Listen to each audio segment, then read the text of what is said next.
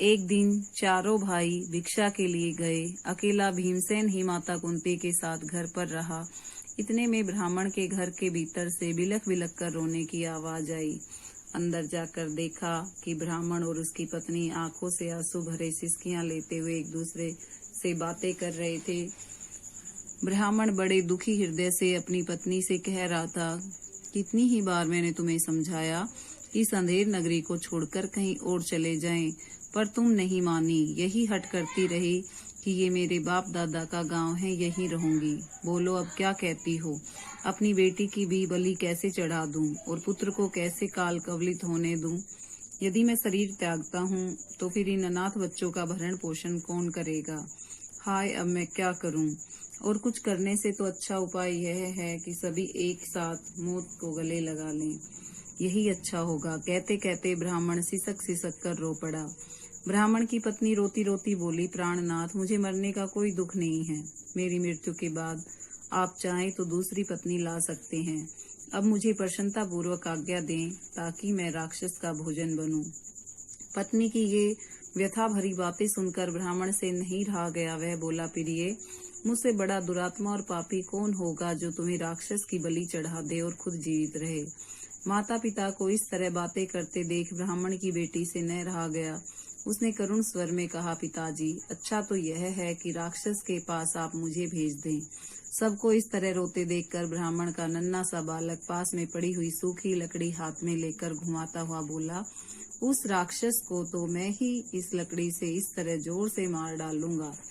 कुंती खड़ी खड़ी ये सब देख रही थी।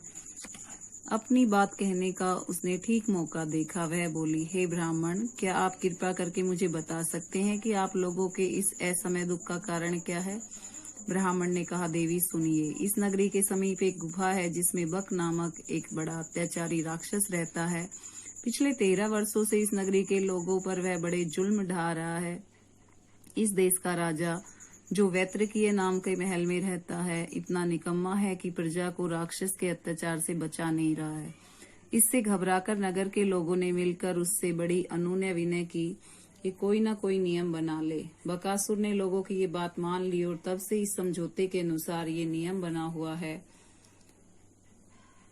कि लोग बारी बारी एक एक आदमी खाने की चीजें लेकर हर सप्ताह उसे पहुंचा दिया करते हैं। इस सप्ताह से उस राक्षस के खाने के लिए आदमी और भोजन भेजने की हमारी बारी है।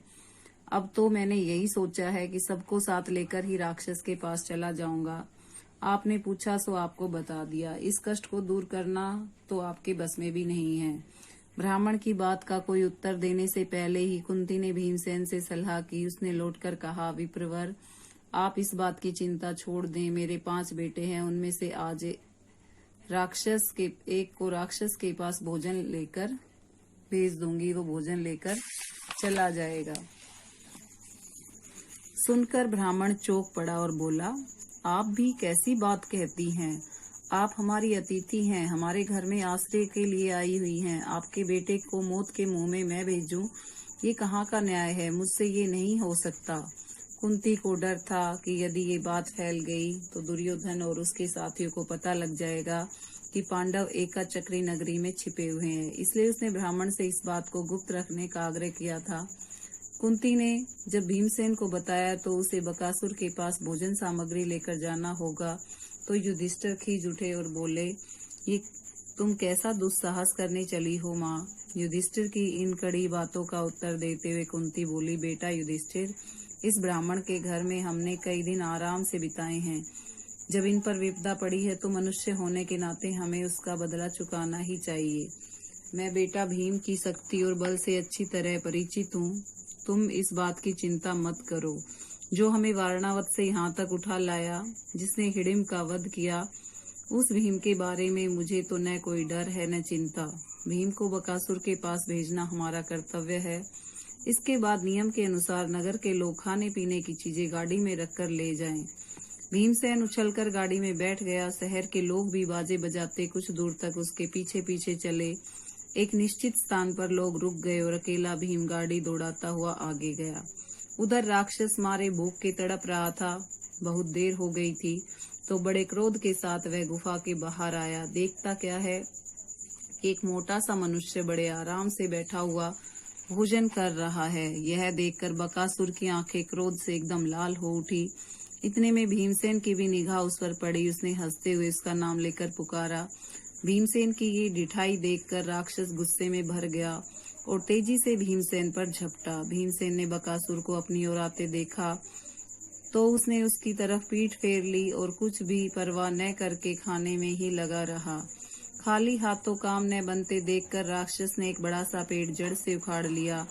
उसे भीमसेन पर दे मारा, परंतु भीमसेन ने बाएं हाथ पर उसे रोक लिया। दोनों में भयानक मुठभेड़ हो गई। भीमसेन ने बकासुर को ठोकरे मारकर गिरा दिया और कहा, दुष्ट राक्षस, जरा विश्राम तो करने दे। थोड़ी देर सुस्ताकर भीम ने फिर कहा, अच्छा अब उठो। बकासुर उठकर भीम के साथ लड़ने लगा। भीमसेन ने उसको ठोकरे लगाकर फिर से गिरा दिया। इस तरह बार बार पछाड़ खाने पर भी राक्षस उठकर भिड़ जाता था। आखिर भीम ने उसे मुंह के बल गिरा दिया और उसकी पीठ पर घुटनों की मार देकर उसकी रीढ़ की हड्डी तोड़ डाली। राक्षस पीड़ा के मारे चीख उठा और उसके प्राण पखेरु उड़ गए, यानी राक्षस मर गया। भीमसेन उसकी लाश को घसीट लाया और उसे नगर के फाटक पर जाकर पटक दिया। फिर उसने घर जाकर माँ को सारा हाल बताया।